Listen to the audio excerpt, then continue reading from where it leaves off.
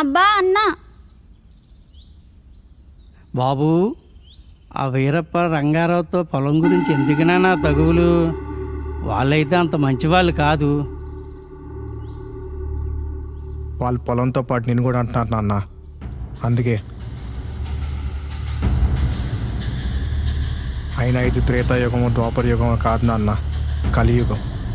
అలాంటి ఎదవలు అడిగే ప్రశ్నలకి చేతితోనే సమాధానం చెప్పాలి.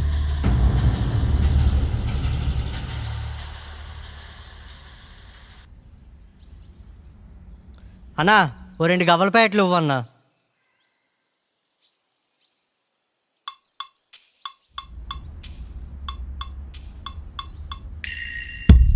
బావా ఈ గవ్వలేట్రా ఎంత చిన్న ఇసు పుట్టట్లేదు.